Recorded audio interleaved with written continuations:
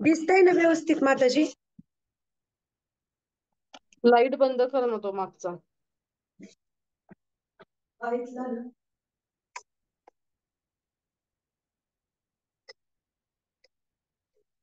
ठीक आहे लावला.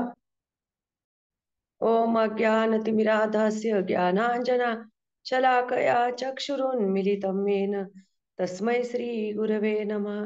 नमो विष्णुपदाय कृष्णप्रेष्ठाय भूतले श्रीमते भक्तिवेदान्त स्वामिनी इति नामिने. नमस्ते सरस्वती देवे गौरवाणी प्रचारिणे निर्विशेष शून्यवादी पाश्चात्य देश तारिणे. जय श्री कृष्ण चैतन्य प्रभु नित्यानंद श्री अद्वैत गदाधर श्रीवासादि गौर भक्त वृंद. हरे कृष्णा कृष्णा कृष्णा हरे हरे, हरे राम राम राम हरे हरे.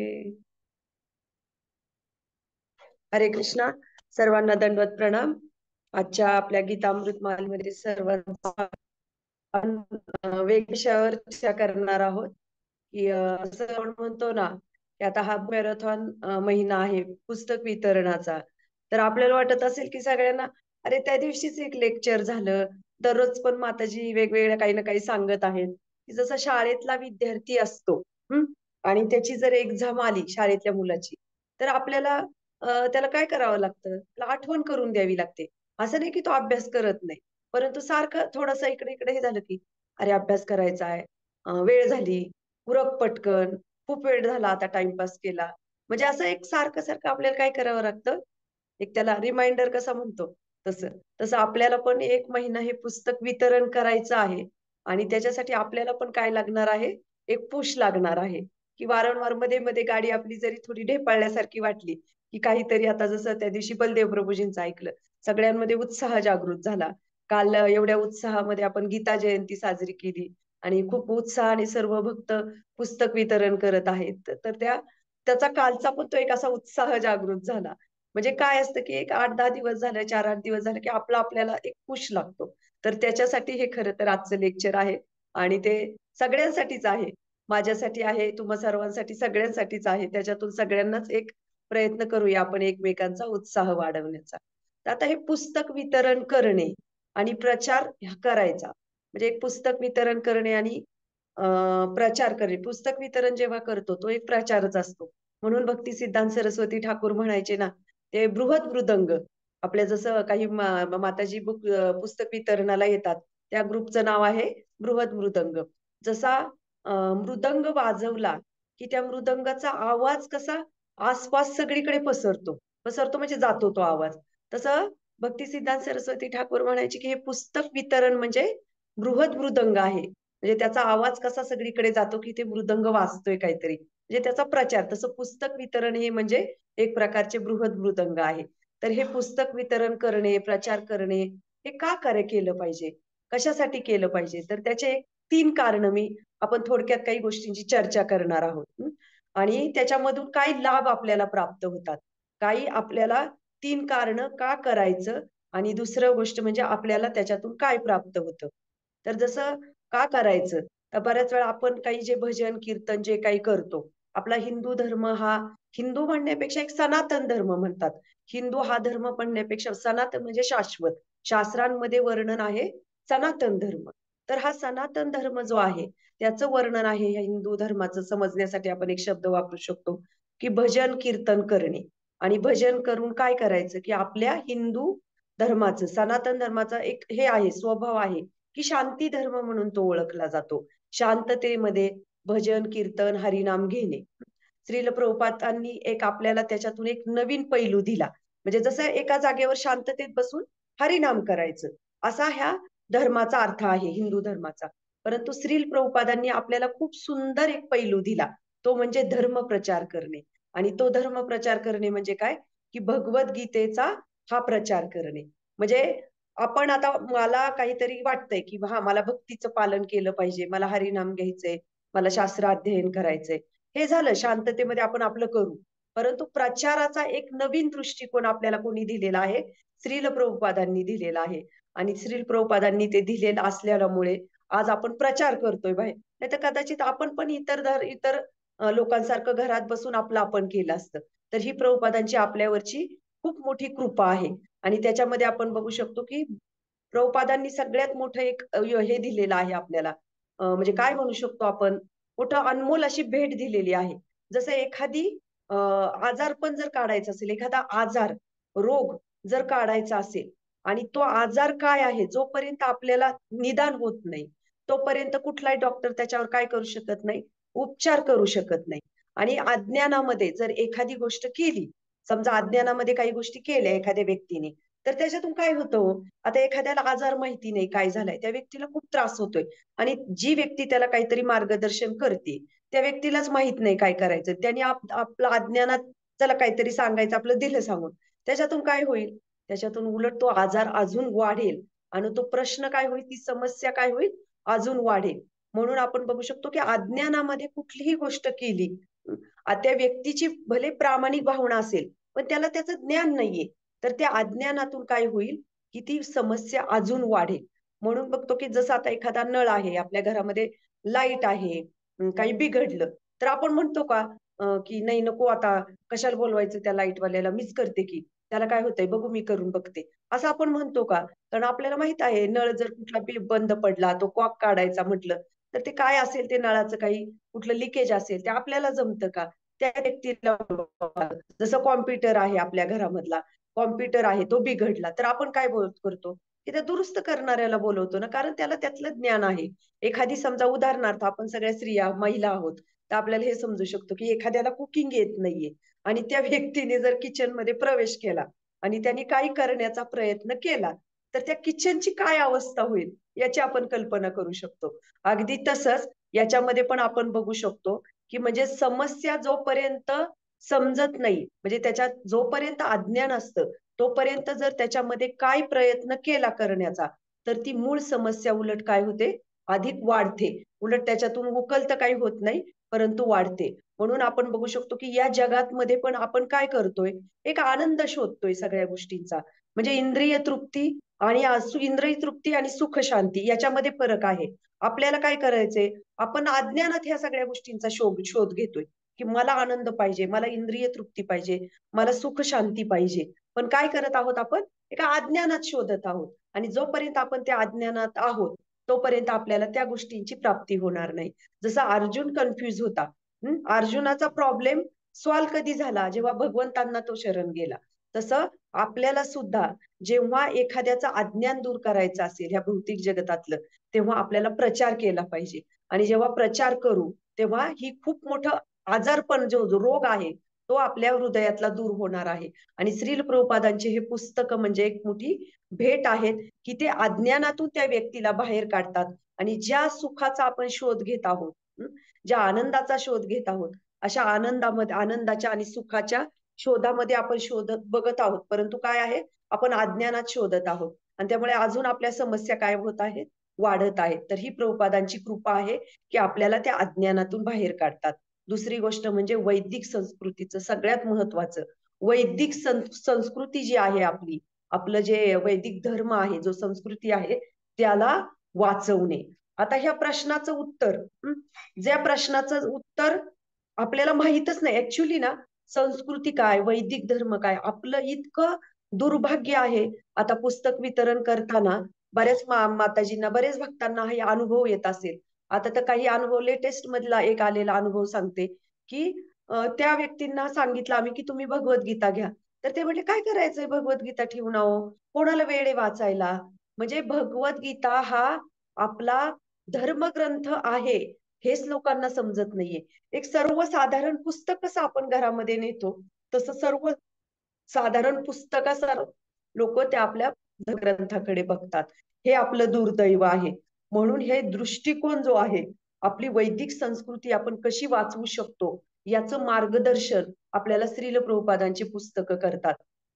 एक आहे ना, एका भक्तांचा अनुभव आहे, का एकदा ट्रेनने ते प्रवास करत होते आणि आंध्र प्रदेशमधले ना खूप लोक कन्वर्टलेले आहेत दुसऱ्या धर्मामध्ये. खरे तर आपण काही कुणाच्या धर्माला किंवा कोणाला नावं ठेवत नाही. कुणी कुठल्या ह्याच्यात जायचं, कोणी काय करायचं हा ज्याचा त्याचा प्रश्न आहे. आपण आपलं हरिनाम, आपला सनातन शाश्वत धर्म आहे, आपण त्याचा प्रचार करतो. मग कोणी कोणाच्या धर्माचा प्रचार करत असेल, कोणी कशाचा प्रचार करत असेल आणि कोणी धर्म पण बदलतं. त्याच्याबद्दल पण आपल्याला काही एवढं वाटत नाही. परंतु जेव्हा त्याच्या मागचं जे कारण असतं ना, ते कारण काय आहे ते ऐकून मात्र खूप वाईट वाटतं, की लोकं कशा पद्धतीने कन्व्हर्ट होतात. तर ते अज्ञानात कन्व्हर्ट होतात. तर ते आंध्र प्रदेशमध्ये त्या ट्रेन आंध्र प्रदेशमध्ये कन्व्हर्ट झालेत मी मगाशी म्हटल्याप्रमाणे. तर काही 3-4 फॅमिली होत्या, ट्रेनमध्ये बसल्या होत्या. तर त्यांचं ना ॲक्चुअली त्यांचं आचरण वगैरे म्हणजे त्यांची नावं हिंदू धर्माची होती आणि पण आचरण त्यांचं जे काही वाचन चाललं होतं ते मात्र वेगळं होतं. त्याच्यावरून कळत होतं, की ते कन्व्हर्जन झालेलं आहे त्यांचं. आणि मग त्यांनी आपले काही इस्कॉनचे भक्त बसलेले होते. तर मग त्यांच्याशी त्यांची चर्चा झाली आणि त्यांनी खूप छान पद्धतीने त्यांना सांगितलं, की कशा पद्धतीने त्यांनी काही प्रश्न विचारले असे काय म्हणू शकतो शास्त्रांमधले खूप असे गंभीर प्रश्न होते. ते त्यांनी विचारले आणि या भक्तांनी त्यांचं खूप छान उत्तरं त्यांची दिली आणि ती उत्तरं दिल्यामुळं त्यांना त्याचं ज्ञान प्राप्त झालं. जेव्हा त्यांना कळलं की हे ज्ञान जेव्हा त्यांच्या म्हणजे त्यांना ज्या काही प्रश्नांची उत्तरं मिळाली, तेव्हा त्यांनी सांगितलं, की आमच्या गावामध्ये हे कन्व्हर्जन करणारी लोकं आली होती आणि त्यांनी जेव्हा आम्हाला काही प्रश्न विचारले, की तुमच्या धर्मामध्ये हे आहे, तुमच्या ह्याच्यामध्ये हे आहे. आहे का त्याचं काही उत्तर तुमच्याकडं? हे कसं सांगितलंय? तर ते म्हटले, "अख्ख्या गावामध्ये आम्हाला कोणालाच काही सांगता आलं नाही ह्याच्यामध्ये आणि आम्ही अज्ञानात काय झालो, आमचं कन्व्हर्जन झालं. तर तुम्ही आमच्या गावामध्ये येऊन आमच्या गावातल्या लोकांना ह्याचा प्रचार करणार का?" म्हणजे याचं वाईट वाटतं, की आपल्या लोकांना आपले शास्त्र काय सांगतायत हेच माहीत नाही. आपण बायबल बघू शकतो ख्रिश्चन धर्माचं किंवा कुराण बघू शकतो मुस्लिम धर्माचं. त्यांची लोकं तुम्ही बघू शकता, की कुठेही त्यांचा नमाज पठणाचा टाईम झाला काय, ते बरोबर थांबणार. त्यांच्या कुराणामध्ये काय सांगितलंय, कुठं काय सांगितलंय ते त्यांना बरोबर माहीत असतं. परंतु आपल्या श्रीमद भगवद्गीतेमध्ये कुठला श्लोक आपल्याला काय आहे हेच आपल्याला समजत नाही. तर हे काय आहे? याच्यातून अज्ञानातून लोकांचं कन्व्हर्जन होतं. म्हणून आपली संस्कृती वाचवणं, एखाद्याने कुणी धर्म बदलला, तर ठीक आहे आपण थोड्या वेळ विचार करू, केला. पण त्याच्या मागचं जेव्हा हे कारण असतं, की अज्ञान, तेव्हा मात्र आपल्याला खूप दुःख झालं पाहिजे. म्हणून ह्या वैदिक संस्कृतीचा प्रचार करणं, हे फक्त श्रील प्रभुपादांचे ग्रंथच आपल्याला देतो हा दृष्टिकोन देऊ शकतात आणि ही संस्कृती वाचवू शकतात. आणि तिसरं म्हणजे एकदम स्पेशल सेवा आहे. बुक वितरण म्हणजे काय? स्पेशल सेवा म्हणजे खास सेवा आहे ही. का आहे? तर त्याच्यात एक आनंद प्राप्त होतो. आपण बघतो की भौतिक जगतामध्ये कुठलाही सेवा आपण करतो. तर कुठली सेवा म्हणू शकत नाही. भौतिक जगतामध्ये काही गोष्टी करतो. तर त्याच्यातून आपल्याला एवढा आनंद प्राप्त होतो का? म्हणजे काहीतरी फ्रस्ट्रेशन येतच त्याच्यामध्ये. परंतु भौतिक जगात राहून आपण आध्यात्मिक गोष्टी करतो आणि त्याच्यातून जो एक आनंद प्राप्त होतो, तो एक वेगळाच आनंद असतो. म्हणून प्रभुपादांची पुस्तकं जेव्हा आपण ते वितरित करतो आणि त्या वितरित करण्यामध्ये बऱ्याच काही गोष्टी आपल्याला आपण पुढे थोडी चर्चा करणार आहोत त्याच्यामध्ये, की कसे आपल्याला काही-काही अनुभव येतात त्याच्यामध्ये.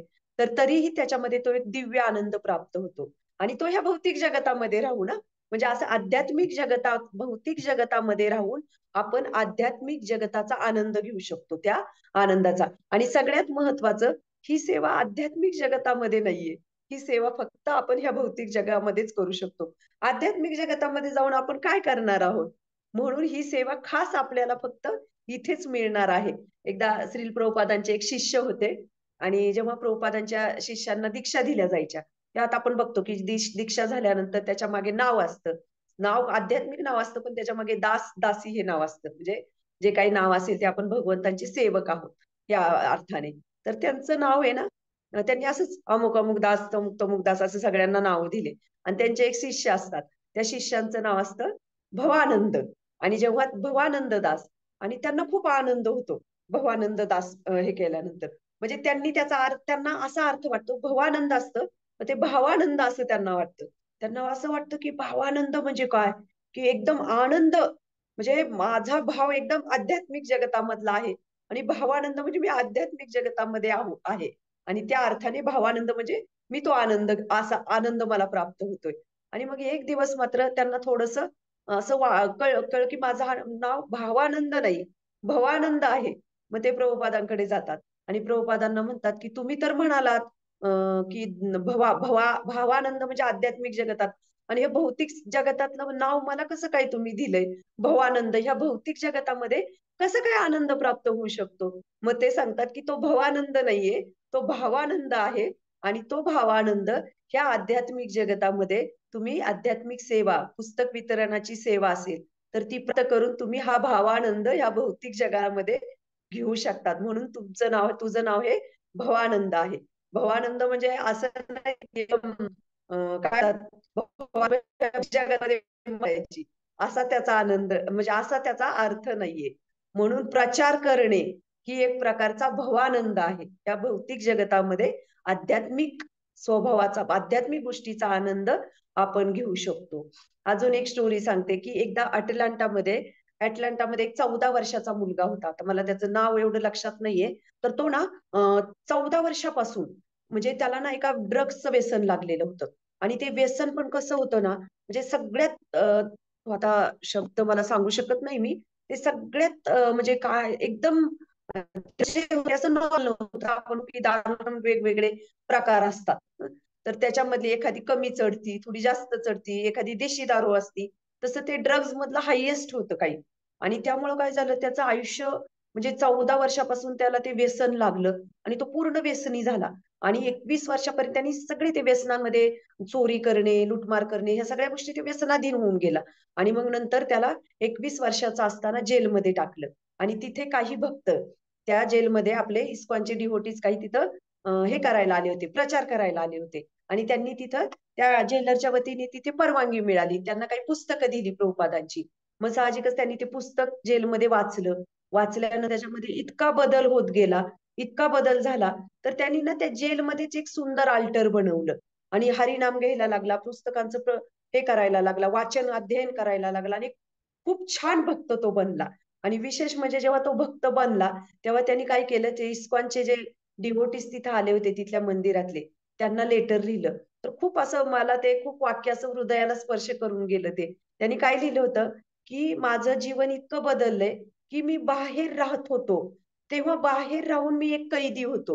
म्हणजे मला मोकळीक नव्हती. मी बाहेर राहून पण मोकळा असून सुद्धा मला एक कैदी होतो मी. कशाचा कैदी होतो? तर मी व्यसनांच्या आहारी गेलेला, व्यसनांच्या अधीन झालेला व्यसनांच्या अधीन झालेला एक कैदी होतो. आणि मी आता आतमध्ये राहून पण मी स्वतःला फ्री समजतोय. म्हणजे मला असा मोकळेपणा आलेला आहे माझ्या जीवनामध्ये. म्हणजे बघा, बाहेर राहत होता, त्याला जेलमध्ये म्हटल्यानंतर 4 भिंतीच्या आत असतं. पण तो म्हणतोय की त्या जे व्यसनांच्या अधीन झाल्यामुळे माझं जीवन बांधून टाकल्यासारखं होतं या व्यसनांच्या आहारी गेल्यामुळे. आणि आता मी जेलमध्ये असून सुद्धा आता मी स्वतःला फ्री अनुभव करतोय. आणि नंतर त्याच्यातला होणारा बदल बघून तिथल्या जेलरचं जेलचं जे तुरुंगाचे जे प्रशासन अधिकारी होते, तिथले जे कोण पाहणारे, तर त्याचं ते वर्तवणूक, आचरण बघून त्याला त्याची शिक्षा कमी झाली. त्याला सोडलं गेलं. नंतर तो इस्कॉनच्या डिव्होटीजला जॉइन झाला त्या मंदिराला आणि नंतर त्याची दीक्षा पण झाली. आणि आता सुद्धा ते भक्त त्या ठिकाणी सेवा करत आहेत. अशी कितीतरी उदाहरणं भेटतील आपल्याला. एक मोहरीन म्हणून कॅलिफोर्नियाची एक स्त्रीची ही स्टोरीज आहे. तर तिला म्हणजे जसं आपण कसं म्हणतो ना, अ, उम्र काय म्हणतात, जेल उम्र कैद, पूर्ण आयुष्यभर होणारी त्या ह्याचं नाव काय असते ती शिक्षा, उम्र कैद म्हणू शकतो, की पूर्ण आयुष्य जेलमध्ये त्याला घालवायचं. तर अशी तिला काय झालेली असती, तिला काय शिक्षा झालेली असती, आपण कसं म्हणतो की उम्र कैद झाली त्याला, तसं तिला कशी शिक्षा झालेली असती, तिने इतके गुन्हे केलेले असतात की तिला ती 35 वर्षांपासून जेलमध्ये असते आणि तिला 125 वर्षाची शिक्षा झालेली असते. आता ती शिक्षा कशी झालेली असते तिथल्या कायद्यानुसार, तिने जे जे काही गुन्हे केलेले आहेत, आता ह्या गुन्ह्यासाठी एवढ्या वर्षाची शिक्षा, त्या वर्षासाठी तेवढ्या वर्षाची तितकी शिक्षा, तितकी अशा कॅटेगरी करत करत ते 125 वर्ष त्याचा हे निघालेलं असतं, ते तिचं जेलमध्ये ती किती काळ घालवू शकते. भले तिला आयुष्य नसेल तेवढं, पण 125 वर्ष आयुष्य तिला काय झालेलं असतं, म्हणजे पूर्ण कैद तिला जीवनामध्ये तिच्या 125 वर्षाचं आयुष्य शिक्षा झालेली असते. आणि ती जेव्हा 35 वर्षाची ऑलरेडी ती हा जन्मठेप, थँक्यू माताजी. जन्मठेप झालेली आहे, आपल्याकडे जन्मठेप म्हणतो आपण. तसं या नखीला काय केलेलं असतं, ती जन्मठेप झालेली असते, पण त्याचं त्या गुन्ह्यांचं स्वरूप बघून ते 125 वर्षाचं त्याचं कालावधी असतो. आणि ऑलरेडी 35 वर्ष त्यांचे जेलमध्ये गेलेले असतात. आणि मग तिथे काही आपले परमपूज्य चंद्रमौली महाराज वगैरे तिथं प्रचाराला जात असतात. आणि मग त्या पूर्वपादांच्या पुस्तकाच्या संपर्कात येतात. आणि संपर्कात आल्यानंतर त्यांचं इतकं जीवन परिवर्तित होतं, म्हणजे ऑलरेडी त्यांचं वय त्यावेळेस 65-60 वर्ष वय होतं, 60-65. म्हणजे कल्पना करा की 60-65व्या वर्षामध्ये त्यांना प्रभुपादांच्या पुस्तकांचा संपर्क झाला त्यांचा. आणि त्यांचं जीवन इतकं बदललं, त्या इतक्या प्रामाणिक भक्त झाल्या. नंतर त्यांना सोडण्यात आलं जेलमधून. नंतर ते मला आता महाराजांचं नाव आठवत नाही त्यांच्या, की त्यांची दीक्षा झाली आणि त्यांना सर्व लक्ष्मीमय माताजी हे नाव मिळालं.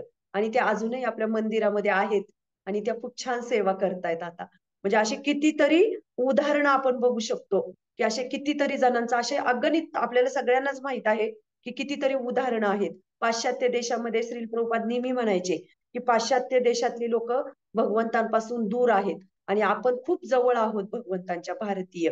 फक्त आपण काय केलेलं आहे, आपलं तोंड बाजूला भगवंताकडे पाठ केली आणि आपलं तोंड बाजूला फिरवलेलं आहे भगवंतांपासून. आणि जवळ आहोत पण पाठ भगवंतांकडे केली. आणि पाश्चात्य देशातले लोक दूर आहेत, परंतु त्यांनी चेहरा भगवंतांकडे केलेला आहे. म्हणून बघू शकतो की पाश्चात्य देशामध्ये किती लोक, किती हे पाश्चात्य लोक की श्रील प्रभुपादांना समर्पित होऊन त्यांच्या देशामध्ये ते प्रचार करतात. आज ह्या सर्व लक्ष्मीमय माताजींची जर स्टोरीज बघितली तर त्या फॉरेनर होत्या. तिथे जे कोणी प्रचार करणारे पण फॉरेनर होते. असं नव्हतं की तिथं कोणी डिओटी म्हणजे भारतीय होते. त्यांना काही माहित नव्हतं. आणि तरीही ते समर्पित होऊन, शरणागत होऊन आज त्यांचं जीवन बदललंय. आणि आपण मात्र आपण म्हणतो की नाही बघू, मग माझ्या जीवनामध्ये आता हा समस्या चालली, मग मी नंतर पुढच्या वर्षी नंतर नक्की चांगलं करेन. किंवा ही सेवा माझ्या आयुष्यामध्ये आता मला ठीक आहे आली नाही, हो माझे खूप स्ट्रगल चालू आहेत, आमचे इकॉनॉमिकली प्रॉब्लेम आहेत, आम्ही खूप डिस्टर्ब आहोत, थोडं सेटल झालं की करू. आपण कधीच सेटल होत नसतो आयुष्यामध्ये. आपल्या समस्या ह्या चालूच राहतात.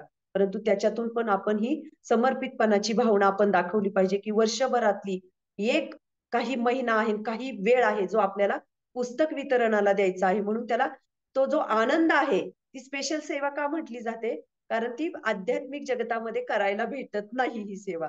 तर तो आनंद आपण इथेच घेऊ शकतो. तर अशा पद्धतीने आपण 3 गोष्टी बघितल्या, की ह्याच्यामध्ये ही कशी आहे, ही स्पेशल सेवा आहे. दुसरी म्हणजे वैदिक संस्कृतीचा आपण हे करत आहोत, वाचवत आहोत या पुस्तकांच्या ग्रंथांच्या मार्फत.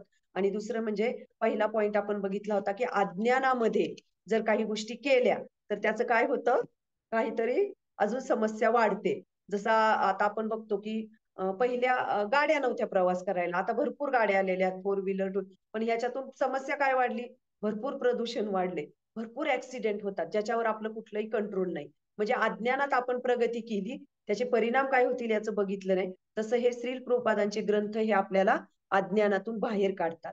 दुसरा म्हणजे ह्या गोष्टींपासून आपल्याला 4 लाभ प्राप्त होतात. आता 3 याचं बघितलं आपण की हे का करायचं, पुस्तक वितरण आपण का केलं पाहिजे आणि याच्यापासून आपल्याला काय आध्यात्मिक लाभ प्राप्त होतात. तर मला तुम्ही सांगू शकता टेक्स्ट मेसेज मध्ये किंवा थोडस की आपल्याला आध्यात्मिक प्रगती जर करायची असेल किंवा भक्ती प्राप्त करायची असेल तर आपल्याला कोणत्या क्वालिटीची गरज असते हो. कोणाला काही सुचत असेल तर प्लीज तुम्ही टेक्स्ट मेसेज मध्ये टाकू शकता की तुमच्याकडून काही की कुठली क्वालिटीज आपल्यामध्ये पाहिजे की जेणेकरून आपल्याला भक्ती प्राप्त होऊ शकते, आपली आध्यात्मिक प्रगती होऊ शकते. येस माताजी, रसिका माताजी.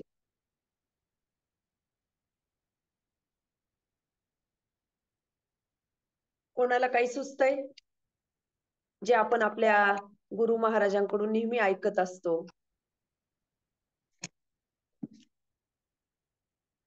कुठली क्वालिटीज आहे की ज्या क्वालिटीजनी आपल्याला आध्यात्मिक प्रगती आपली होऊ शकते.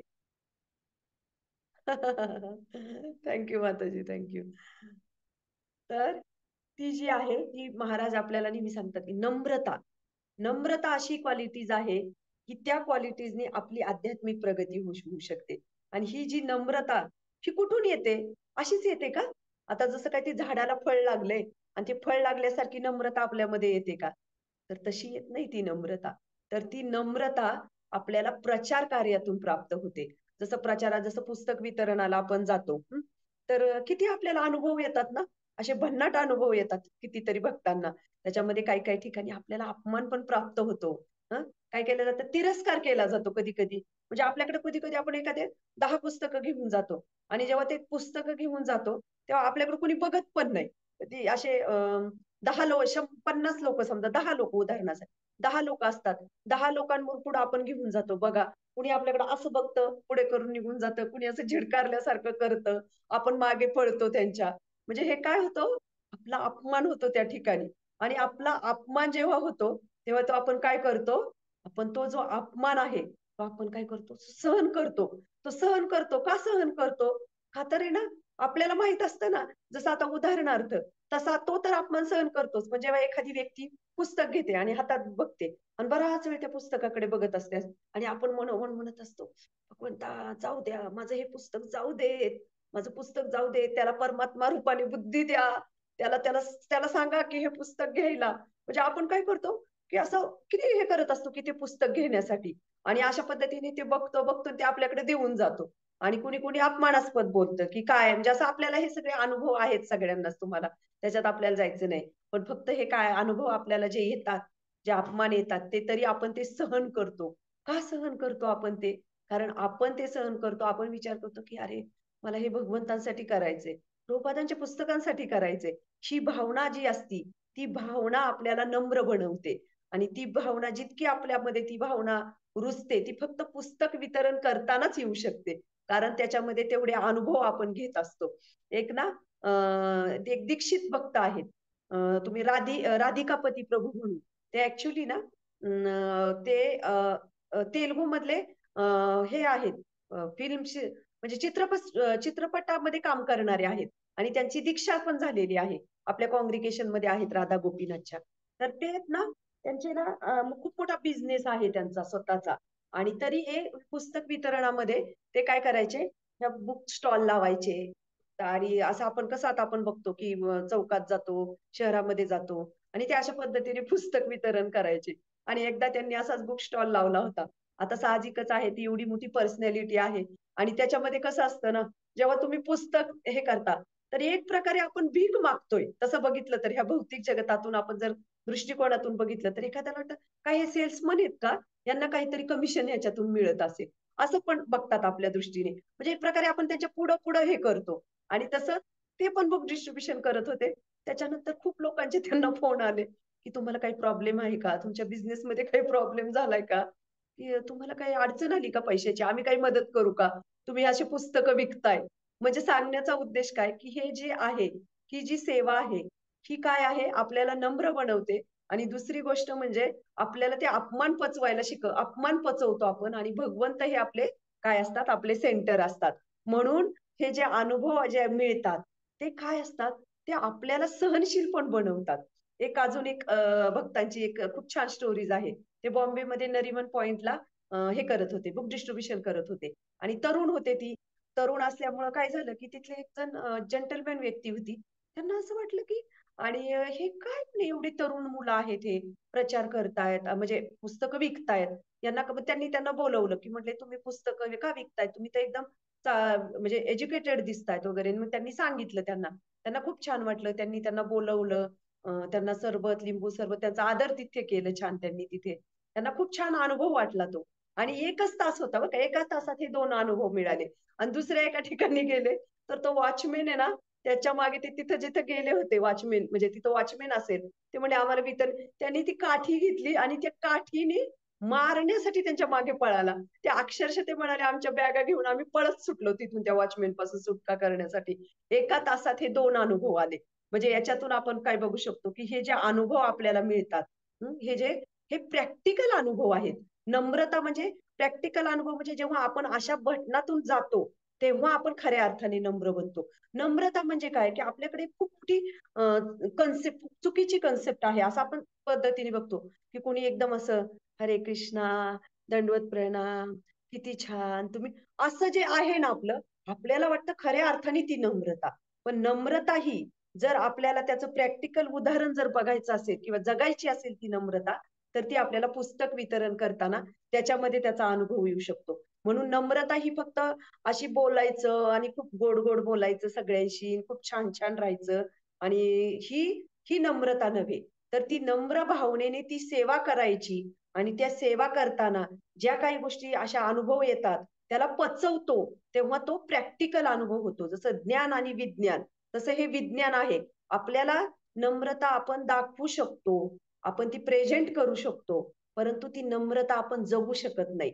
तर ती जगवण्यासाठी आपल्याला पुस्तक वितरण हा एकमेव मार्ग आहे. आणि कुठल्याही सेवेमध्ये आपले इतके अपमान होत नाही किंवा आपल्याला, कारण आपण फक्त समुदायामध्ये सेवा करतो ना, त्यामुळे आपल्याला त्या गोष्टींचे अनुभव येत नाही.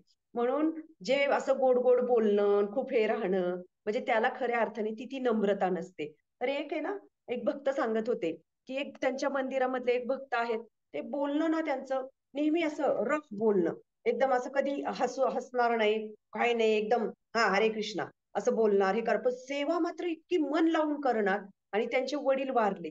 वडील वारल्यानंतर ते भक्त सांगत होते, की ते इतकी म्हणजे इतके फोन करायचे ते 3-4 वेळेस. आणि फोन करून नेहमी विचारायचे, की तुम्हाला आधी असं नाही, की खूप गोड बोलायचे. हां, हरे कृष्णा. हां, काही मदत आहे का? बरी आहे का तुमची तब्येत? की बरी आहे का? सगळं विचारणार. तुम्हाला काही मदत लागतीये का? मग ठीक आहे, मी संध्याकाळी फोन करतो. मग परत असे 3 वेळेस ते फोन करायचे. पण असं नव्हतं, की फार गोड-गोड बोलायचे. पण ज्या व्यक्तीच्या हृदयामध्ये प्रेम असेल, तीच व्यक्ती हे करू शकते. आणि म्हणून आपण त्याच्यावर म्हणजे नम्रता म्हणजे असं ही कन्सेप्ट नाहीये, की खूप गोड-गोड बोलतील, ती खूप आहे, ती नम्र व्यक्ती. तर ती नम्रता आपल्याला खऱ्या अर्थाने एक नम्र डिव्होटी जी म्हणतो आपण, तर ती जी आहे, तर ती अशा पद्धतीने ती आपण नम्रतेची कन्सेप्ट ओळखायला शिकलं पाहिजे. एक अजून एक भक्त होते, ते नुकतेच जॉइन झाले होते मंदिरामध्ये. कुठलीच म्हणजे सगळ्यांशी बोलताना एकदम, "हरी बोल प्रभुजी, दंडवत प्रणाम, खूप छान, कसे आहात तुम्ही?" इतकं गोड बोलणार, पण सेवा काय दिली, की सेवा करत नसत. त्यांच्यावर एक दिवस एक प्रभुजी, मला वाटतं बलदेव प्रभुजींचंच हे उदाहरण आहे. मी विसरले होते त्यांचं नाव. तर बलदेव प्रभुजी एकदम असे अ, अ, काय म्हणतात ते, असे फ्राईट झाले होते त्यांच्यावर, एकदम असे वैतागल्यासारखे झाले होते. ते म्हणले, "प्रभुजी आता तुम्ही ना फक्त काही करू नका. फक्त हे एका जागेवर बसा आणि हे चरणामृत आहे ना, तुम्ही येणाऱ्या भक्तांना द्या. ही एवढी सेवा करा." त्यावेळेस ते म्हणाले, "हरे कृष्णा प्रभुजी, सॉरी प्रभुजी, मी करू शकत नाही." सॉरी पण नाही म्हणाले. "मी नाही करू शकत ही सेवा." म्हणजे अशा पद्धतीचे पण भक्त असतात. म्हणून नम्रता ही आपल्याला, आपण काय करू शकतो, आपण लेक्चरमध्ये सांगू शकतो, की नम्रता ही अशी, जसं आता मलाही बोलायला सोपं आहे, की नम्रता, नम्रता. ती प्रदर्शन करायला पण त्याचं सोपं आहे. परंतु त्याचा अनुभव करायचा असेल, त्या नम्रतेचा अनुभव जर जगायचा असेल, तर हे पुस्तक वितरणाच्या सेवेमध्ये आपण हे करू शकतो. आणि त्याची सुरुवात, बऱ्याच वेळा असं होतं, की आम्हाला भीती वाटते. कुणाला असं होतं ना, आपल्याला भीती वाटते, बोलायला नको वाटतं. थोडी भीती असते ना आपल्यामध्ये. पण एकदा आपल्याला, कारण त्याच्यामध्ये खूप अपमान होत असतात, कुणी अनादर करतं, कुणी दुर्लक्ष करतं. परंतु त्या गोष्टींमध्ये सुद्धा आपल्याला एक दिव्य आनंद काय होतो, प्राप्त होतो. जो फक्त आपला आपण अनुभवू शकतो. आणि ती शक्ती जी आहे, ती आपल्याला काय करते, की ती सेवेमध्ये ते आनंद दिल्यामुळे ती करण्यासाठी आपल्याला काय करते, अजून प्रेरित करते. दुसरी गोष्ट ह्याच्यातून नम्रता झाली. दुसरी गोष्ट म्हणजे साहस. आपल्यामध्ये काय होतं, की आपल्याला माहित नसतं, की जसं आता आपण कुठे गेलो पुस्तक वितरणात, आपल्याला माहित नाही ही व्यक्ती कशी रिएक्ट होईल आपल्यावर. घेईल का नाही घेईल का? आणि त्याच्यामध्ये काय असते, एक एक्साइटमेंट असते, की अरे आता ते घेतील का? ते काय विचार करतील? आपण जाऊया तिथे. म्हणजे कसं, एखादा चित्रपट आपण बघतो. त्याच्यामध्ये आपल्याला माहित असतं का पुढे काय होईल, पुढे काय होईल. पण आपण बघत, अरे उत्सुकता असते ना, किंवा एखादी मालिका असते, सीरीज असते, पुढच्या भागात काय होईल, एक उत्सुकता असते. मग ती उत्सुकता कशी असते, आपण खुर्चीवर बसलोय आणि आपण ते बघतोय. आपण काय झालं, ते फक्त आपण बघतोय. आणि त्याच्यामध्ये जेव्हा पुस्तक वितरण करतो, तेव्हा त्याच्यात फरक काय असतो, आपण स्वतःच हिरो असतो त्याच्यामध्ये. आणि आपल्यालाच माहित नसतं, की आपल्या स्वतःबरोबर काय होणार आहे. म्हणून हे जी एक्साइटमेंट असते, ती खूप छान वाटते त्या ह्या सेवेमध्ये. म्हणजे आता कुठे जायचंय, की चला आपण प्रयत्न करूया, बघून तर येऊ काय होतंय, कसं होतंय. म्हणजे हा जो अनुभव आहे, तर हा अनुभव खूप सुंदर असतो ह्याच्यामध्ये. जसं काही बऱ्याच वेळा असं होतं, की एक स्वतः आम्हाला पण एक अनुभव आला त्या दिवशी, की बऱ्याच वेळेला अ, खूप जेंट्स लोकं असतात ना, ते काय करतात, पुस्तकं घेण्यासाठी उत्सुक असतात. पण त्यांच्या ज्या मिसेस असतात ना, त्या जोपर्यंत त्यांच्याकडून परमिशन मिळत नाही त्यांना, तोपर्यंत ते पुस्तक घेत नाहीत. कितीतरी असे अनुभव त्या पुस्तक वितरणामध्ये आले. आणि याचं ना, याची एक सायकॉलॉजी पण आहे, की जेव्हा आपण पुस्तक वितरण करतो ना, पती-पत्नी असतील, तर त्या पतीच्या हातामध्ये पत्नीच्या हातामध्ये पुस्तक द्यायचं अगोदर. कारण त्या पत्नीला काय वाटतं, की अरे मला काहीतरी गिफ्ट मिळाले असं. आणि पुरुष जो असतो, पुरुषामध्ये अहंकार जास्त असतो. तर पत्नीच्या हातात पुस्तक द्यायचं त्या माताजींच्या आणि त्या पुरुषाबरोबर बोलायचं आणि त्याला सांगायचं कन्विन्स म्हणजे एक सायकॉलॉजी सांगते मी ही. की हे एका लेक्चरमध्ये मी ऐकलेली. तर ते म्हणतात, की ते ते स्त्रीला पण एक छान वाटतं, की अरे माझ्यासाठी काहीतरी हे छान गिफ्ट आहे पुस्तकाचं. आणि कारण कारण स्त्रियांना जेव्हा सांगतात, तर त्या त्यांच्या प्रभूजींना विचारतात काही आणि काही बऱ्यापैकी म्हणजे जास्त प्रमाणात पुरुष हे बायकांना विचारल्याशिवाय घेत नाहीत. इच्छा असून पण घेत नाहीत. आणि मग नंतर ते असे एका ट्रेनमध्ये काही भक्त पुस्तक वितरण करत होते आणि त्यांनी काय केलं, ते दोघं नवरा-बायको, पती-पत्नी पुढे बसले होते आणि त्या बाईचा चेहरा जो होता ना त्या माताजींचा, तो पूर्ण असा झाकलेला होता. चेहरा काही दिसत नव्हता आणि त्यांच्या पुढे हे डिव्होटीज पुस्तक वितरण करत होते. हे ट्रेनमधला अनुभव आहे. आणि ती जी माणूस होता एकदम असा भरभक्कम, धिप्पाडची धिप्पाड होता एकदम आणि तो त्यांना एकदम असा एकदम कसा अरेरावीच्या भाषेत हे करत होता आणि एकदम असा जाडजूड होता. काय म्हणे एवढे तरुण आहात आणि काम-धाम करायचं दिलं सोडून आणि हे असे फुकटचे पैसे गोळा करताय, असं-तसं. मग ह्यांनी बराच वेळ त्याला कन्व्हिन्स करण्याचा प्रयत्न केला. मग नंतर तरी पण तो एकदम असा हे करून बोलत होता. मग तो म्हणत होता, "तुम्हाला काही येत नाही, एवढे तरुण आहेत, देशासाठी काहीतरी करा" वगैरे असं भरपूर म्हणजे त्याच्या हृदयातली जी भडास होती एकदम मनामध्ये, ती सगळी त्यांनी बाहेर काढली. नंतर तो थोडासा शांत झाला आणि हे पण यांच्या लक्षात आलं, की याचा इगो पण आता आपण कुरवाळायचा आणि त्याच्या हातात पुस्तक पण द्यायचं. म्हणून ते पण आपले "हं, हो, बरोबर आहे. मग पुस्तक घेता का? मग पुस्तक घेता का?" असं करून त्यांनी शेवटी त्याच्या हातात एक पुस्तक ठेवलं आणि ते पुस्तक त्याने घेतलं आणि तो म्हटला, "केवढ्याला आहे?" "केवढ्याला आहे?" मग त्यांनी त्याच्या खिशातले पैसे काढले आणि जसे या भक्तांच्या हातात दिले, त्यांनी ते पैसे असे इथं ठेवले. तसं अचानक सडनली त्या बाईने काय केलं, तिच्या तोंडावरचा एकदम असा तो पल्लू जो पदर होता, भिरकावला आणि जी त्या तिच्या पतीला असे 2-4 ठोसे लावले तिने हाताला. "हां, कळत नाही का? नुसते घेऊन ठेवता, वाचत नाही, काय नाही, काय गरज आहे तुम्हाला पैसे का?" आणि म्हणे तो माणूस असा एकदम असा ते कसं म्हणतात चिव्हा कसा असतो, ते उंदीर कसा एकदम असा हे होऊन जातो मांजरीपुढं, तसा एकदम असा त्या उंदरासारखा बनला म्हणे त्या बाई पुढं. म्हणजे इतकं म्हणे आम्हाला इतकं शॉकिंग होतं ते सगळं बघून आणि आम्ही इतकं घाबरलो. आम्ही म्हटलं चला आपल्यावर पण हा प्रयोग व्हायचा त्याच्या आधी आपण इथून उठून पळूया. म्हणजे ते तसे पळाले. म्हणजे सांगण्याचा हा उद्देश काय, की आपल्याला असेही अनुभव कुठे मिळणार आहेत आपल्याला. आपल्याला कधीच कुठेच मिळू शकत नाही. जेव्हा आपण बाहेर पडतो तेव्हा अशा वेगवेगळ्या गोष्टी, वेगवेगळे अनुभव, वेगवेगळे व्यक्ती भेटतात आपल्याला आणि त्याच्यातून आपल्यालाही काही ना काही शिकायला मिळतं. तर आता एक अजून एक हे आहे एक त्या दिवशीचा अनुभव सांगते. त्या व्यक्तीने ड्रिंक केलं होतं आणि आम्हाला वाटलं ती टाईमपासच करतीये. आता दारू घेणाऱ्या व्यक्तीबरोबर आपण किती त्याला हे करणार ना. तो एकच म्हणायचा, "मला सांगा, माझ्या आयुष्यामध्ये याचा काय उपयोग होईल आणि मला ह्याच्यातून कसं काय बाहेर काढू शकेल?" म्हटलं आम्हाला वाटलं आता हे फक्त वाद दारूच्या नशेत असल्यामुळं.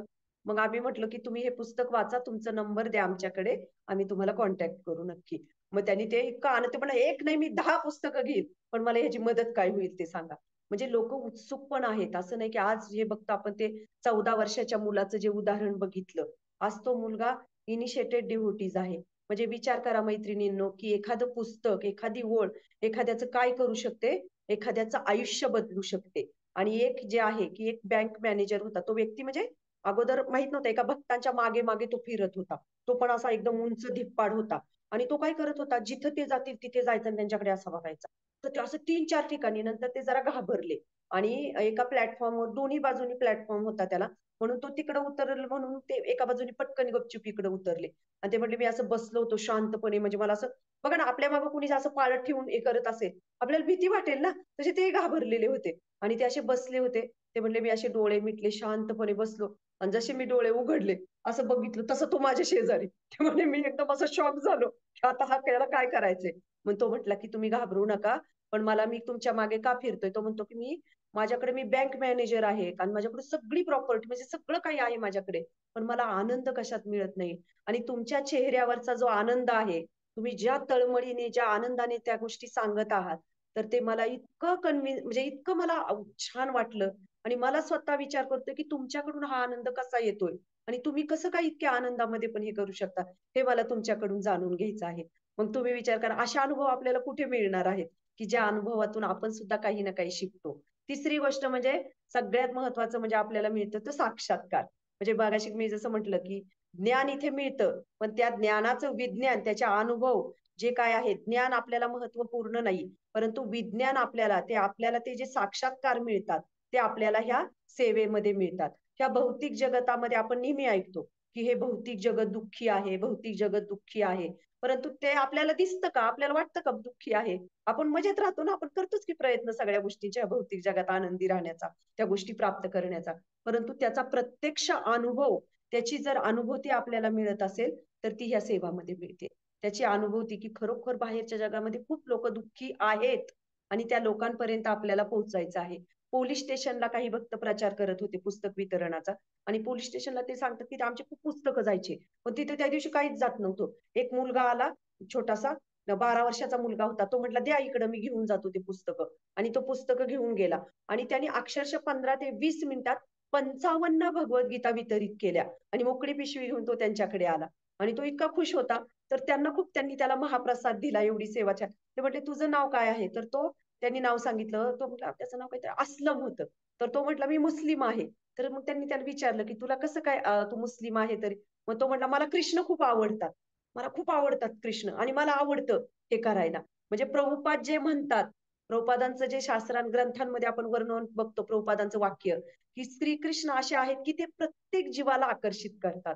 तर ही जी प्रभुपादांनी त्यांचा साक्षात्कार आज आपल्याला दिलेला आहे एका वाक्यामध्ये, तर तो आपण ह्याच्यामध्ये अनुभवू शकतो. त्या दिवशी आमच्या बुक स्टॉलवर एक काही मुस्लिम आल्या. म्हणजे अगोदर मला कळलं नाही की त्या मुस्लिम आहेत आणि मी तरी त्यांना बोलावलं. मग ते आल्यानंतर लक्षात आलं माझ्या, ती मुस्लिम आहेत. म्हणून मी म्हटलं, आता भगवद्गीता कशी म्हणायची? म्हणून मी कृष्णा बुक हातावर ठेवलं की हे सगळ्या मुलांसाठीच आहे. प्रत्येक आई कुठल्या धर्मातलं असतं, शेवटी मुलांवर चांगले संस्कार व्हावे हे कुठल्याही जाती धर्म ह्याला त्याच्या बाहेर आहे, त्याच्या मर्यादेच्या ते. मग त्यांनी मला सांगितलं की मॅडम, आमच्याकडे गीता पण आहे, कृष्णा बुक पण आहे आणि आम्ही ते वाचन पण करतो. म्हणजे असे पण काही जे प्रभुपाद म्हणतात की हे सगळं सर्व जाती धर्माच्या पलीकडे आहे आणि श्रीकृष्ण हे प्रत्येक जीवाला आकर्षित करू शकतात. तर हे जे अनुभव आहेत ते आपल्याला पुस्तक वितरणामध्ये मिळू शकतात. म्हणून प्रचार हा काय आहे की हा प्रॅक्टिकल अनुभव आहे. आपल्याला प्रॅक्टिकल अनुभव आपल्याला याच्यामध्ये मिळत असतात. चौथी म्हणजे कृष्ण निर्भरता. म्हणजे आपण सगळ्यात महत्वाचं, हे सगळे विसरलो तरी चालेल, परंतु हा पॉइंट आपण विसरला नाही पाहिजे की आपण श्रीकृष्णांवर निर्भर राहतो, आश्रित राहतो. कधी कधी आपण म्हणतो ना की काही काही गोष्टीच्या ठिकाणी आपले काही काही आपण एखादं पुस्तक दिलं तर आपण मनोमन प्रार्थना करतो किंवा आपण एकमेकांना प्रार्थना सांगतो, हो माझ्यासाठी प्रे करा बरं का, आज माझे काहीतरी जाऊ दे, आज मला हे मिळू दे, आज माझा एक बॉक्स बुक होऊ दे, आज काहीतरी यज्ञदान होऊ दे कुठेतरी, आज माझ्या 108 भगवद्गीता जाऊ दे. मला त्या दिवशी दीपा माताजी म्हणत होत्या, मी खूप फिल्डिंग लावली माताजी काही काही ठिकाणी, प्रे करा माझ्यासाठी, प्रे करा. म्हणजे ह्याच्यातून आपण काय बघतोय की श्रीकृष्णांवर आपण जास्तीत जास्त आश्रित राहत आहोत. एखाद्याने पुस्तक घेतलं तरी आपण किती प्रार्थना करतो, भगवंता घेऊ दे, त्यांनी माझा स्कोर वाढू दे, माझा म्हणजे सांगण्याचा उद्देश काय की आपण किती किती, जर एका ठिकाणी एक पुस्तक गेलं नाही, दुसऱ्या ठिकाणी जात नाही, दुसऱ्या ठिकाणी प्रे करतो, तिसऱ्या, अशा 10 ठिकाणी, प्रत्येक ठिकाणी आपण काय करत असतो, श्रीकृष्णांना प्रार्थना करत असतो. आणि ही एकमेव सेवा आहे. 2 तासात आपण भगवंतांना किती वेळा स्मरण करतो, किती वेळा प्रार्थना करतो आणि 2 तास आपण जप करत असेल तर आपण त्याच्यात किती वेळा झोपतो, किती वेळा आपण मनापासून ते हरिनाम घेत असतो. म्हणून हे जे आहे, हे पुस्तक वितरण आहे, ते आपल्याला काय करतं, भगवंतांना जवळ घेऊन जातं. भगवंतांवर आपण काय राहतो, आश्रित राहतो. म्हणून भगवंतां सातत्याने आपण काय करत असतो, आपण प्रे करत असतो. म्हणून हा जो हे जे आहे, म्हणजे काय म्हणू शकतो आपण की ही जी निर्भरता आहे भगवान श्रीकृष्णांवर आश्रित राहण्याची, तर ही आपल्याला काय करते, प्रेरित करते. आणि दुसरी गोष्ट म्हणजे कधी कधी असं होतं की जास्त पुस्तक गेले म्हणजे अरे खूप छान झालं, म्हणजे त्याचं कुणाचं काहीच काय म्हणतात ना, एक त्याचं एकही पुस्तक गेलं नाही. पण असं आहे की जे पुस्तक ज्याचा जास्त कमी स्कोर येतो किंवा एखाद्याचा जातच नाही, तर त्याला सगळ्यात जास्त समाधान मिळतं. तर ते समाधान काय असतं की ते त्यांनी प्रयत्न केला. भगवंत हे कधीही स्कोरनी खुश होत नाहीत आपल्या, आपण कुठल्या भावनेने करतोय आणि आपण किती प्रयत्न करतोय. भगवंतांना 100 भगवद्गीता एखाद्याने वितरित केल्या आणि एखाद्याने एक गीता वितरित केली, तरी त्या 100च्या समानच भगवंत त्याला बघतात. असं नाही की भगवंतांना 100 वाला प्रिय झाला आणि 1 वाला नाही झाला. भगवंत त्याचा प्रामाणिकपणा बघतात आणि त्याच्यातली प्रामाणिकता आणि त्याच्यातली भावना.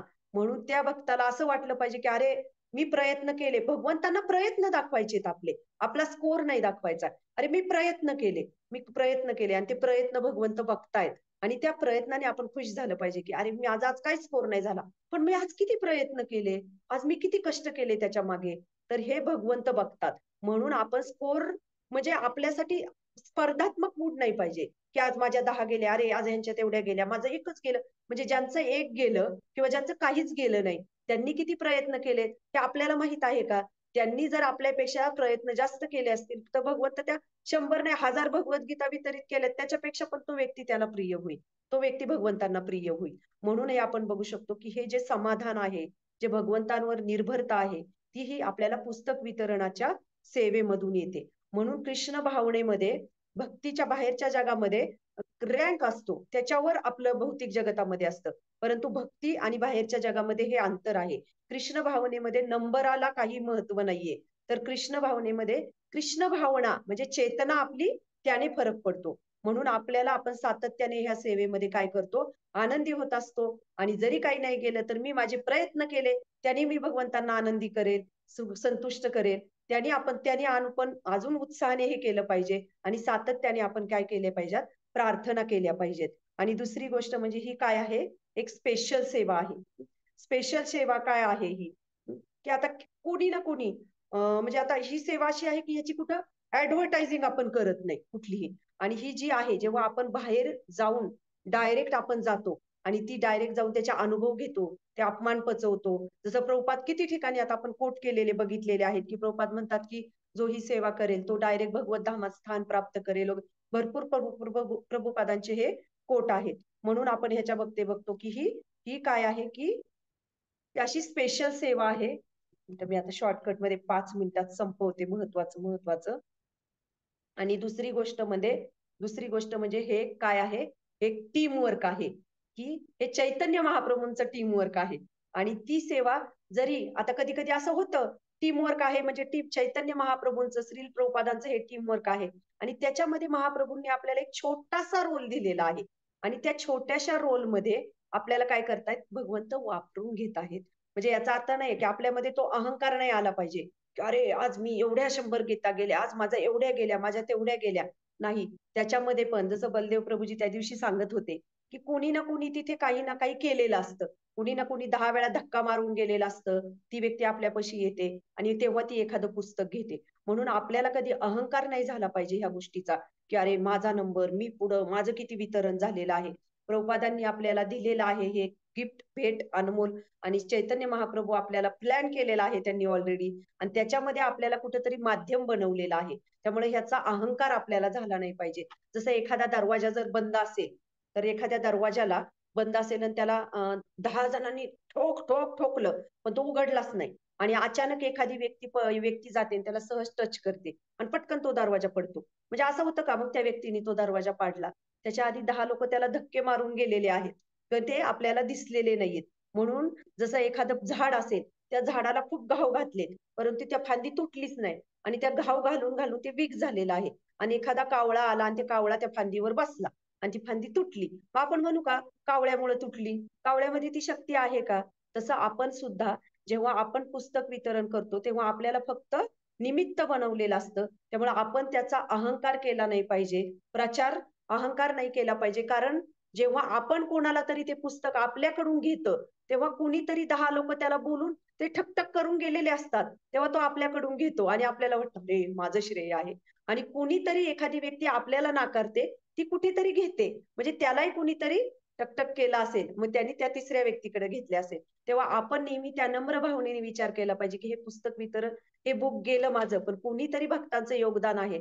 जसं कॉन्ग्रिगेशनमध्ये पण आपण बघतो, एक भक्त घडवण्यासाठी कुठल्या एका व्यक्तीचं योगदान कधीच नसतं. भले आपल्या कॉन्टॅक्टमध्ये असू दे. जसं एखादं मूल घडवायचं असेल, त्याला संस्कार द्यायचे असतील, तर फक्त कुटुंब नसतं. त्याच्या आजूबाजूचे नातेवाईक, कुटुंब, समाज सगळ्यांचं योगदान त्याच्यामध्ये असतं. तसं एखादा भक्त घडवण्यासाठी सुद्धा कुठल्या एका व्यक्तीचं, एका भक्ताचं योगदान नसतं. तर त्या पूर्ण कम्युनिटीचं योगदान त्याच्यामध्ये असतं. म्हणून हे आपण समजून घेतलं पाहिजे, की हा जो प्रचार आहे, तो जो पुस्तक वितरण आहे, हे आपल्याला नम्र बनवण्यासाठी शिकवतं. आणि हे जे काही आपण करतोय त्याला फक्त भगवंत माध्यम बनवून वापरून घेतायत आपल्याला. तर त्याचा अहंकार आपण केला नाही पाहिजे. म्हणून हे पुस्तकं पण एक शेवटची स्टोरी सांगते 2च मिनिटात आता, की कसे पुस्तक वितरण कोणाच्या आयुष्यामध्ये काय प्रकाश टाकू शकतो. तर एक आहे ना आफ्रिका मधली स्टोरीज आहे. नायजेरिया आपण सगळ्यांनी ऐकून आहे की एक मोठं जंगल आहे तिकडे आणि 1996 सालची ही गोष्ट आहे. आणि तिथे ना श्रीवास प्रभू म्हणून तिथे पुस्तक वितरण म्हणजे गेले होते तिथे काही टीम. त्यावेळेस काहीच असं दूर दूरपर्यंत तिथं कुठलंही इस्कॉनचं काही नव्हतं. आणि ते जिथं गेले आणि असं जंगल होतं पूर्ण उशीर झाला होता. तर त्यांनी तिथं ऐकलं काही लोकांकडून. तर इथे ना म्हटले अर्धा-अर्धा किलोमीटर पण गेलं नाही, की मोठमोठे वाघ, सिंह, साप वगैरे संध्याकाळची खूप रिस्क आहे. म्हणून ते विचार करतात, की कुठं थांबायचं? तर ते म्हणतात तिथे एक शाळा आहे आणि तिथे एक प्रिन्सिपल आहे. त्यांचं घर आहे. तुम्ही तिथे जाऊ शकता. हे सगळे गेले. असं काही म्हणजे भयानकच आहे ना ते सगळं. तिथं काहीच नाही प्रचाराला, पुस्तक वितरणाला गेले आणि जसं ते म्हटले, की आम्ही दरवाजा वाजवला आणि जसा दरवाजा उघडला, आम्ही शॉक झालो ते दृश्य बघून. आतून जी व्यक्ती आली तिने धोती, कुर्ता, तिलक घातलेला, कंठी गळ्यामध्ये त्यांनी आत स्वागत केलं त्यांचं या, या म्हणून. आणि जसे ते आतमध्ये आले त्यांनी बघितलं, की खूप सुंदर अल्टर घरामध्ये आहे आणि खूप छान मग त्यांनी त्यांना 3-4 दिवस ठेवून घेतलं त्या गावामध्ये. कार्यक्रम ठेवले, सगळ्यांना इन्व्हाईट केलं. मग तेव्हा त्यांनी त्यांना विचारलं तुमची, की ह्या अशा भयानक अशा ठिकाणी जिथं दूर-दूरपर्यंत कृष्ण भावना नाही, तुम्ही कसं काय? मग त्यांनी सांगितलं, की नायजेरियाला ते म्हणाले काही पुस्तक वितरण करायला भक्त आले होते आणि त्यांच्याकडून मी ते पुस्तक घेतलं. मला ते खूप आवडलं. मी परत तिथे त्या ठिकाणी गेलो आणि काही महिने मी तिथं ट्रेनिंग घेतलं आणि 5-6 वर्षामध्ये ते खूप प्रॉपर चांगले डिव्होटीज बनले आणि म्हणाले, "मग मी इथे आलो ना, आता मी इथे माझ्या परीने प्रयत्न करत आहोत."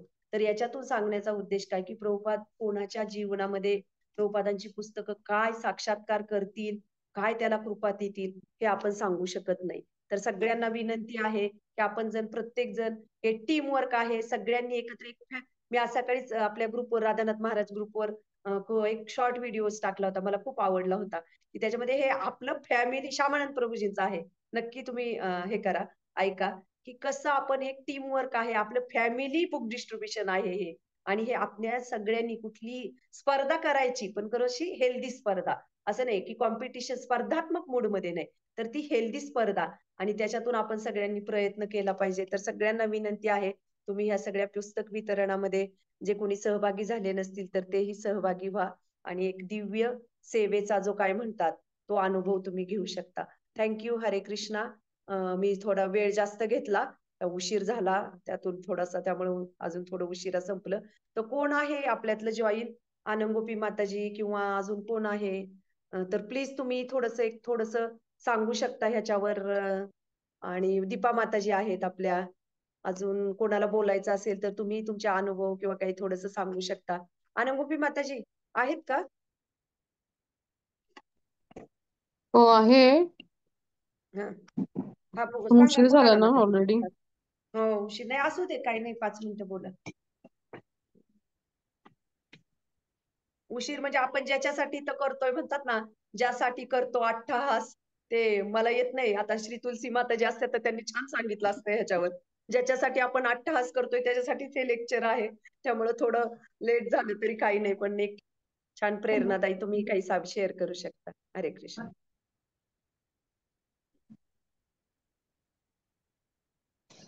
माताजींनी सांगितलंच आहे की यावेळेचं बुक डिस्ट्रीब्युशन खूप स्पेशल आहे. आणि मला हे परमपूज्य राधानाथ स्वामी महाराजांचा जो भाव त्यांनी ठेवलाय ना, इतका भावलं ना मनाला, की गोपाल कृष्ण गोस्वामी महाराजांच्या स्मृती किंवा त्यांना आनंद द्यावा म्हणून आपण हे बुक डिस्ट्रीब्युशन जास्तीत जास्त त्याला प्रयत्न करतोय की जास्तीत जास्त संख्या व्हावी म्हणून. तर ह्याच्या पाठीमागचा मूड महाराजांचा किती छान आहे ना. हं? की त्यांचे ते गुरुबंधू आहेत. हं? आणि त्यांच्या गुरुबंधूंना त्यांच्या पश्चात हं? त्यांना ही एक ओवाळणी म्हणतात थोडक्यात द्यायची आहे. हं? तर आपण बुक डिस्ट्रीब्युशन तर करायचंच आहे, पण महाराजांचा हा जो मूड आहे की आपल्या गुरुबंधूंना प्रति काय म्हणतात त्याला, ते एक प्रेम किंवा त्यांच्या प्रतीची आदर भावना हं? हा जो महाराजांनी त्यांच्या उदाहरणातून दाखवून दिला ना, हे खूप म्हणजे खूप महत्वाचं आहे. सो आपण सुद्धा आपले जे कोणी सिनियर ज्युनियर इक्वल्स जे कोणी असतील आपले गुरुबंधू त्यांच्या प्रती पण आपण महाराजांकडून नक्की शिकू शकतो. आणि महाराज या दोन्ही महाराजांना आनंद देण्यासाठी जास्तीत जास्त प्रयत्न करायचा. जिथे असाल तिथे, ज्या ज्या ठिकाणी असाल तिथून आपण प्रयत्न करू शकतो. म्हणजे मला सांगायला गेलं तर मी लिटरली ओपीडी मध्ये पेशंट जे येतात त्यांना जर कोणी वाटलं की हा घेण्यासारखा आहे तर मग प्रयत्न करते सांगायचा. आणि तर गेले कित्येक वर्षांपासून बुक मॅरेथॉन आहे. मी पण तीच आहे, पेशंट्स पण आहेत. पण या वर्षीची जी म्हणतात ना, एक वेगळीच कृपा जाणवते. आणि दोन्ही महाराजांची. आणि असं जाणवतं की त्या कृपेमुळेच कधी कधी एक भगवद्गीता घेऊन जाणारे सुद्धा चार चार पाच पाच भगवद्गीता घेऊन साक्षात. त्यामुळे ही केवळ आणि केवळ गुरु महाराजांची आणि परमपूज्य गोपालकृष्ण गुरुस्वामी महाराजांची कृपा आहे. तर आपण सर्वजण मिळून एक टीम वर्क केलं सगळ्यांनी. तुम्ही जिथे कुठे गावात आहात, इथे बारामतीत असाल तर ही बृहत मृदंग टीम आहे. तर ह्या टीम वर्कनी केलं ना तर आपण खूप छान रिझल्ट नक्की आणू शकू. तर ज्यांना शक्य त्यांनी नक्की टीम मध्ये या, कारण त्याचा एक खूप छान आपल्याला पण एक आनंद येतो आणि सगळ्यांनी एकत्र करण्यात. आणि ज्यांना अगदी शक्य नाही त्यांनी जिथे आहे तिथे आपण मॅक्सिमम करू शकतो. एक रोजचं एक ठरवायचं की रोज माझ्या एवढ्या मिनिमम भगवद्गीता जे मी देणारच. आणि अजून एक गोष्ट, एक जस्ट प्रॅक्टिकल टिप. आपल्या फोनचे जे ग्रुप्स आहेत ना, आपले मैत्रिणींचे, नातेवाईकांचे, जस्ट त्या ग्रुपच्या थ्रू लिस्ट मधनं जायचं, एक लिस्ट काढायची, मी कोणाकोणाला फोन करू शकते. आणि करायचे त्यांना बसल्या बसल्या फोन करून. फोन जरी जाणं शक्य नसलं तरी सुद्धा फोनवरून, बाहेर गावचे असतील कुणाकडूनही आपण अर्धा बॉक्स, 5 भगवद्गीता, 2 काय जे असेल ते तेवढे आपण डिस्ट्रीब्युशन करू शकतो. थँक्यू. हरी बोल. याच्यावरून मला ना माताजी म्हणाल्या ना, आता एक नवीन माताजी आहेत आपल्यामध्ये. नवीन म्हणजे तशा नवीन आहेत, पण भक्तीमध्ये त्यांचा जो उत्साह बघता तो आपल्यालाही लाजवण्यासारखा आहे. सुचित्रा काकडे माताजी. त्यांना काल यायला जमलं नाही. त्यांनी बसल्या बसल्या त्यांचे शहरांमध्ये रिलेटिव्ह कुठे काय फोन केले. त्यांनी काल बसल्या बसल्या 4 कृष्णा बुक, 2-3 भगवद्गीता आणि एक बॉक्स त्यांच्या रिलेटिव्ह मध्ये त्यांनी तो बुक केला. तर असं माताजी म्हणाल्या, तसं खरंच आपण घरी बसल्या पण ज्यांच्या ओळखी आहेत, कॉन्टॅक्ट आहेत, त्यांना आपण करू शकतो. थँक दीपा माताजी, तुम्ही पण बोला ना थोडंसं एक 5 मिनिटं. आहे का तुम्हाला शक्य? एक मिनिट, मी जरा सेटिंग चेंज करते. मी अजून कोणाला हं.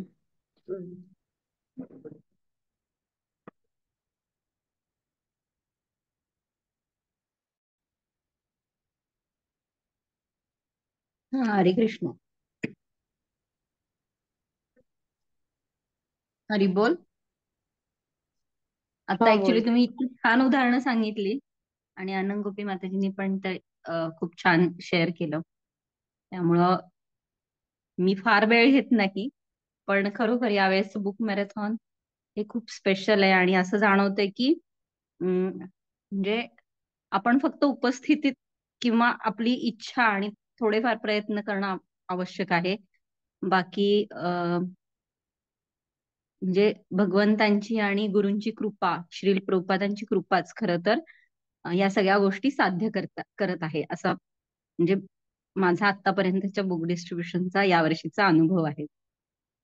त्यामुळे मी काही अशी खूप अग्रेसिव्ह बुक डिस्ट्रीब्युशन करते असं नाही, पण या गोष्टी होत राहत आहेत. तर ते केवळ आणि केवळ कृपेमुळे शक्य आहे. हरी बोल मातेजी. थँक अजून कोणाला काही बोलायचं आहे का?